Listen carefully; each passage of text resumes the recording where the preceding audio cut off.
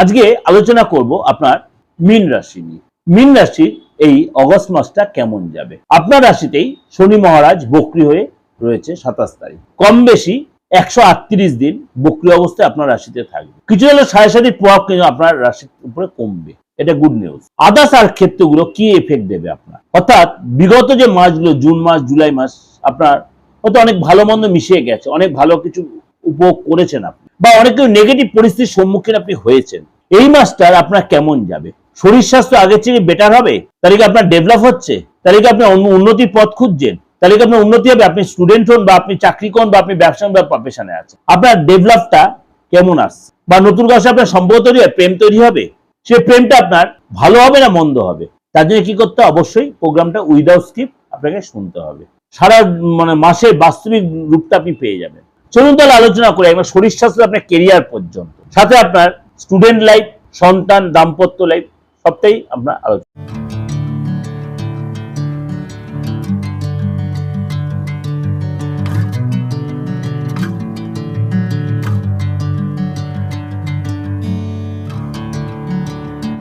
নমস্কার, আজকে আলোচনা করব আগস্ট মাস মাসিক রাশিফল।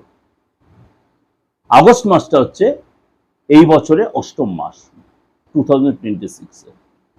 সারাটা মাস কেমন যাবে অধীর আগ্রহে অনেকেই বসে আছেন প্রোগ্রামটা শোনার জন্য। চলুন তাহলে আলোচনা করি। প্রথমে গ্রহ রাশির সিচুয়েশনটা আলোচনা করে নিই। এই মাসে একাধিক গ্রহ তার সিচুয়েশন চেঞ্জ করবে এবং এই মাসে আরো কিছু চেঞ্জ হবে, সেটা আলোচনা করলে আপনারা বুঝতে পারবেন। প্রথমে বলি 1 আগস্ট। 1 আগস্ট শুক্র সিংহ রাশি ছেড়ে নিচস্থ রাশি কন্যা রাশিতে প্রবেশ করবে। 2 আগস্ট মঙ্গল তার শত্রু রাশি মিথুন রাশিতে প্রবেশ করবে। তাহলে 1 আগস্ট হয়ে গেল, 2 আগস্ট হয়ে গেল। 5 আগস্ট আবার বুধ কর্কট রাশিতে প্রবেশ করবে।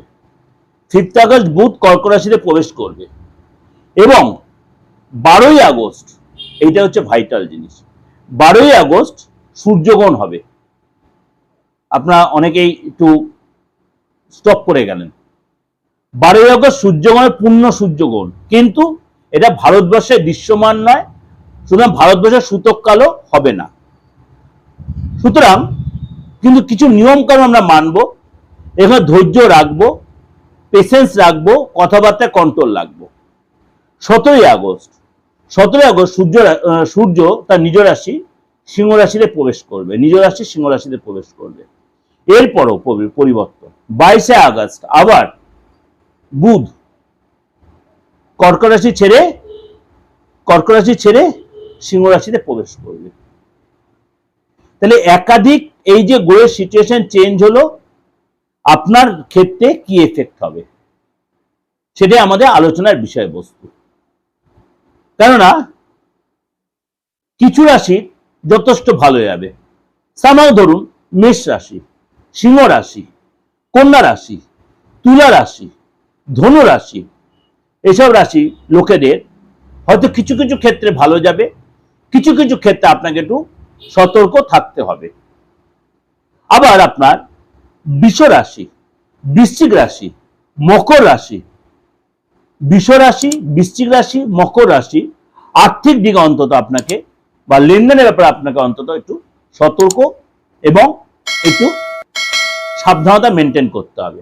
আমি ডিটেল আলোচনা করব আপনাদের কোন রাশি একদম শরীর স্বাস্থ্যতে আপনাদের কেরিয়ার পর্যন্ত আলোচনা করব। এটাতে আপনাকে আগাম একটু আপনাদের এগিয়ে রাখলাম। চলুন তাহলে এবার আলোচনা করি আপনার রাশি কি বলছে আজকে। সেই বলে আপনার শরীর স্বাস্থ্য, শনি আপনার রাশিতে বক্রী হবে, সুতরাং আপনার ক্ষেত্রে বেশ পজিটিভ থাকবেন আপনি। হেলথ কিন্তু আগের চেয়ে আপনার বেটার হবে, কনফিডেন্স বাড়বে আপনার। এই সময় কিন্তু মনটা বেশ উৎফুল্ল থাকবে এবং আপনার যে অনেক কোনো প্রবলেম আপনি ভুগছেন সেখানে অনেকটা আপনি রিলিফ বোধ করবেন।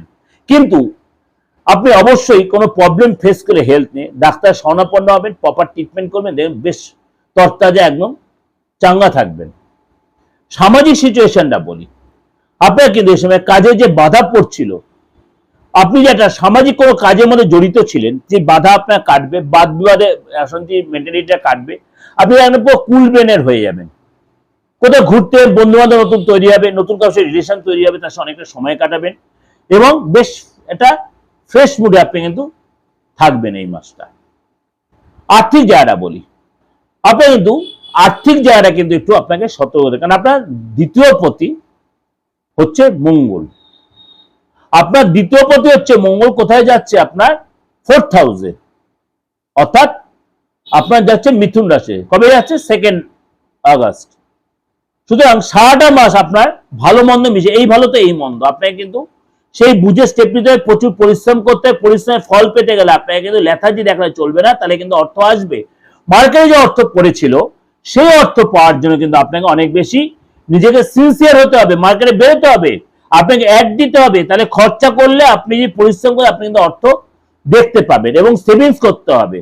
আপনি ইগো ত্যাগ করতে হবে, খরচ কন্ট্রোল করতে হবে, অহংকার ত্যাগ করতে হবে। কাজের জায়গায়, ব্যবসার জায়গায়, প্রফেশনের ক্ষেত্রে আপনার কিন্তু ইগো ত্যাগ করলে আপনি কিন্তু পয়সার মুখ চোখ দেখতে পাবেন, মজা পাবেন। আপনার কিন্তু ইনকাম যেমনি হবে, খরচও কিন্তু রেডি থাকবে। আপনার গাড়ির পিছনে খরচ, আপনার সম্পত্তির পিছনে খরচ, ইলেকট্রিক আইটেমের পিছনে খরচ, আটকে দেওয়া অর্থ যেমনি পাবেন, বাট খরচের রাস্তা কিন্তু রেডি থাকবে। এটা কিন্তু মাথায় রাখবেন। ফ্যামিলি লাইফটা বলি, ফ্যামিলি লাইফটা কিরকম? ফ্যামিলি লাইফের কারক গ্রহ হচ্ছে আপনার বুধ। বুধ হচ্ছে কারক গ্রহ, অর্থাৎ বুধ 5 তারিখে তার সিচুয়েশন চেঞ্জ করছে। কোথায় যাচ্ছে? 5 তারিখে যাচ্ছে তার শত্রু রাশি কর্কট রাশিতে। সুতরাং আপনার জন্য কিন্তু এখানে বাড়ির যে ছোট ছোট মেম্বাররা আছে, ছোট ছোট আপনার যে মানে ভাই বোনেরা বলুন, সন্তানরা বলুন, তারা কিন্তু একটু মেন্টাল ডিস্টার্বে থাকবে আপনার সাথে, একটু ফ্যাক্টর, তার কেরিয়ার নিয়ে ডিস্টার্ব হবে, অস্ত্রবোধ কাজ করে, তাদের চিচ্চে মেজাজ হবে। তাই হেলথের ডিস্টার্ব, বাদ বিবাদে জড়িয়ে পড়তে আপনাকে বা আপনার সাথে কখনো কথা বলতে হলে অবশ্যই তাদেরকে বোঝানোর চেষ্টা করবেন। ভুল করে যেন ভুল কোনো কাজে, ভুল কোনো রাস্তায় যেন চলে না যায়, ফেসে না যায়। Be careful. আপনার সন্তান যেন ব্যাপারটা ভালো দেখা যাচ্ছে, সন্তান ডেভেলপ করবে, সন্তানের উন্নতি হবে, সন্তানের ভালো জব পেলে, বিশেষ করে আপনার সন্তান যদি বড় হয়, সন্তানের ভালো চাকরি পাওয়ার যোগাযোগ যদি করে, এই সময় ভালো চাকরি পেতেই পারে। এই সময় কিন্তু সে যদি কোনো এক্সাম দেয়, অবশ্যই কনসেন্ট্রেট করতে হবে। ঘরে বসে আড্ডা মারবে, অন্যমনস্ক করতে হবে, চিচ্ছে মেজাজ দেয়, তাহলে কিন্তু পড়াশোনায় কনসেন্ট্রেট করলে আপনার সন্তান কিন্তু ভালো রেজাল্ট করতে হবে, ভালোতে সুযোগ আসবে, অপরচুনিটি আসবে, ভালো করে অ্যাডমিশন নিতে পারবে এবং কোথাও যাওয়ার সুযোগ পাবে, যেটা দীর্ঘদিন আটকে ছিল আপনার সন্তানের ক্ষেত্রে। ভালোভাবে তার ক্রিয়েটিভিটি জয়েন করবে, অ্যাক্টিভিটি জয়েন করবে, সুনাম হবে, আপনি তার যা যথেষ্ট গর্বিত। কিন্তু আপনাকে বলবো একটাই কথা, আপনার ফ্যামিলিতে কিন্তু মানে ছোট ছোট মেম্বার, আপনার সন্তান ছাড়া যে ছোট মেম্বার, তাদের কিনা আপনি একটু কেরিয়ারে ডিস্টার্ব বা আপনার মানসিক একটা অস্থিরতা আপনি ভুগতে পারেন। যা চাকরি করছে মীন রাশির লোকেরা, আপনার কিন্তু এই সময় কিন্তু কাজের জায়গায় কিন্তু একটু চাপ থাকবে। যে কাজ আপনার ফ্লুক চান্সে হয়ে যেত, তুরন্ত হয়ে যেত, সেই কাজে আপনার বাধা পড়বে, বিঘ্ন হবে। বসের কাছে আপনার ব্যাড ইমপ্রেশন তৈরি হতে পারে। আপনি কিন্তু সতর্ক থাকবেন, পরিশ্রম করতে, প্রচেষ্টা করতে হবে, লেথার্জি দেখাবেন না। কাজের জায়গায় কোনো আপনি ওখানে হাত গুটে বসে থাকবেন না, তাহলে কিন্তু আপনার কিন্তু কাজে যা ডিস্টার্ব, চাকরি চলে অবধি যেতে পারে, সাসপেন্ড হতে পারেন। আপনার কিন্তু চাকরির চেষ্টা যদি করেন, চাকরির জায়গায় যদি চেষ্টা করেন, আপনি কিন্তু রেজাল্ট পাবেনই পাবেন, কিন্তু আপনাকে পরিশ্রমী হতে হবে, লেথার্জি কাটাতে হবে, নিজের স্কিল দেখানোর সুযোগ সেটা দেখাতে হবে। এটা কিন্তু আপনাকে 17 তারিখ পর্যন্ত এইভাবে চলবে। 17 তারিখের পর থেকে সময়টা আস্তে আস্তে আপনার প্রেফারে আসবে। তাহলে কি হ্যাবক সময় দুম করেছে না, আস্তে আস্তে প্রেফারে আপনি নিজে ফিল করবেন। যে জায়গাগুলো আপনার আটকাচ্ছিল, অবস্ট্রাকশন হচ্ছে, বা যে মানে কাজের জায়গায় যে ডিস্টারবেন্স ফিল করছেন, বা বস আপনার বিরুদ্ধে, সেগুলো আপনার কেটে যাবে, সময়টা আস্তে ফেভারে আসবে। বস আপনার প্রশংসা করবে, আপনার সাথে সময় কাটাবে, আপনাকে গাইড করবে, আপনার সাজেশন নেবে। আপনাকে একটাই রিকোয়েস্ট করবে, ইগো ত্যাগ করবেন, অহংকার ত্যাগ করবেন এবং লেথার্জি ত্যাগ করবেন। নিজের স্কিল দেখানোর সুযোগ, অবশ্যই স্কিলের নতুন করে চাকরি অফার হলে অবশ্যই সেটা অ্যাকসেপ্ট করতে পারেন, কিন্তু যাচাই করে নেবেন সেই চাকরিটা কতটা গ্রহণযোগ্য বা উপযুক্ত আপনার জন্য।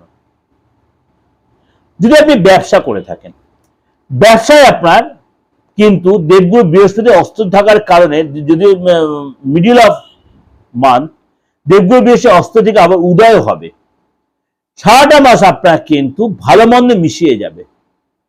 সারাটা মাস আপনার ভালো মন্দ মিশিয়ে যাবে, ভালো কোনো ডিল হতে পারে, আপনার সেল বাড়বে, বড় কোনো কোম্পানির সাথে আপনার টাই আপ হবে এবং তারা আপনাকে অর্ডার দেবে, যোগাযোগ তৈরি হবে।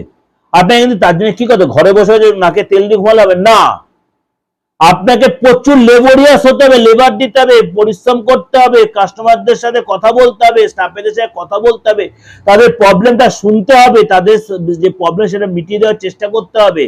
আপনি যেন তাদের কাছে পুরো গার্জিয়ানের মতো হয়ে দেখবেন আপনি ব্যবসা পুরান দারুণ চলছে। তবে মানে তাদের যে আশীর্বাদ, তারা কিন্তু আপনার জন্য একদম কাঁধে কাঁধ মিলে কাজের চেষ্টা করবে। এবং এই সময় কিন্তু আপনি সরকারি যে কাজগুলো আপনার আটকে ছিল বা কাগজপত্র আটকে ছিল বা সরকারি যে মনে করেন লিটিগেশন ছিল বা আপনি আইনি কোনো ঝামেলায় জর্জরিত যে ব্যবসা রিলেটেড, সেগুলো কিন্তু আপনার মিটে বা আপনার প্রেফারেন্স অনেকটাই সফলতা প্রাপ্তি হবে। কিন্তু আপনার কিন্তু এইসবগুলো মেটাতে গেলে তো খরচ আছে, এগুলো তো বিনা মুখে বিনা ইয়েতে হবে, অর্থে হবে না। পরিশ্রম হবে, অর্থ যাবে, রেজাল্টও পাবেন। আপনাকে রেজাল্ট পেতে গেলে নিজেকে তৈরি করতে হবে, নিজেকে তৈরি করতে হবে। বসে বসে আকাশ কুসুম ভাবলে কিন্তু কেউ সে দিয়ে যাবে না। আপনি যদি লেবরিয়াস হন, আপনি যদি পরিশ্রম করেন, দেখবেন ডিভাইনের পর আপনার জন্য কিন্তু কিছু করবে।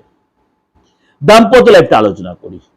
শুক্র যেহেতু নিচস্থ একদম মাসের প্রথম থেকেই 15 তারিখ পর্যন্ত কিন্তু কিছু কিছু ক্ষেত্রে আপনাকে মানে সতর্ক থাকতে হবে। আপনি অনেক কিছু প্ল্যান করছেন, অনেক কিছু স্বপ্ন দেখেছেন, অনেক কিছু করবেন, কিন্তু দেখছেন শেষ মুহূর্তে সেই প্ল্যানে জল ঢালা পড়ে হয়ে যাচ্ছে। আপনার এই সময় কিন্তু অনেক কাজ ভেস্তে যাচ্ছে। আপনার হতাশ হলে চলবে না, আরো আপনাকে মানে পরিশ্রমী হতে হবে, সেই কাজটা ইনভলভ হতে হবে। কোথায় আপনার ফ্যাক্টর এটা খুঁজে বের করুন, রেকটিফাই করুন, রেজাল্ট পাবেন, পাবেন কথা দিলাম। যে লেথার্জি দেখে হতাশ হয়ে বসে যান, তাহলে কিন্তু ভাগ্য বসে যাবে। শুক্র নিচস্থ হলে দেরিতে রেজাল্ট দেয়, তাই শুক্র কন্যা ছেড়ে থাকছে, তখন নিচস্থ হচ্ছে, রেজাল্ট একটু কম দেবে, দেরিতে দেবে, আপনার রেজাল্ট দেবে। আপনাকে রেজাল্টটা পেতে গেলে কন্টিনিউ লেগে থাকতে হবে, এটাই মজা।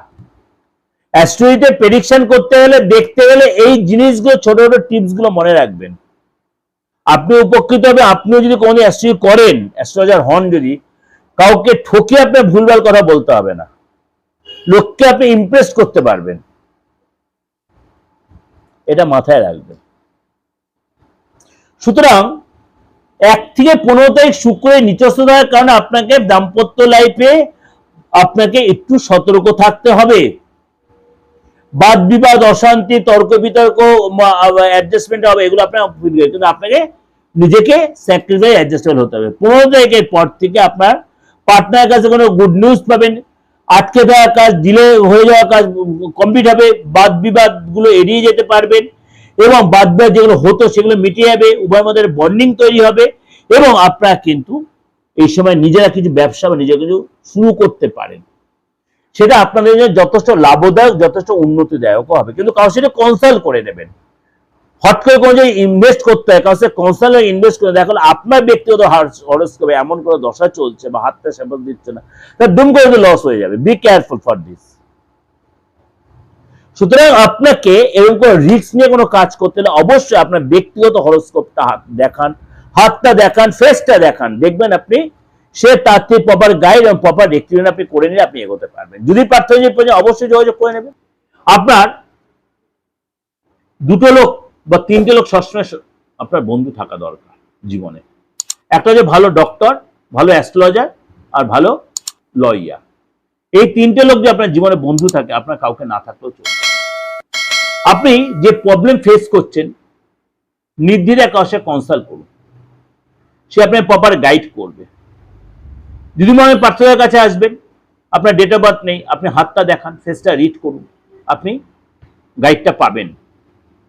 আলবাত পাবেন আমার থেকে সেই গাইড, 100% দেবো, কিন্তু সেটা ফিস দিয়ে।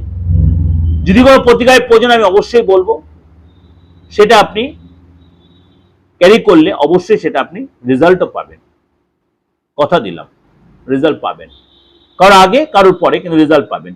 আপনারা যারা কোনো চাপে আছেন, যে কোনো গত, ফ্যামিলিগত মন, শারীরিক বা আদার্স যে কোনো কারণে, বাস্তুগত, আইনিগত, অবশ্যই যোগাযোগ করতে পারেন।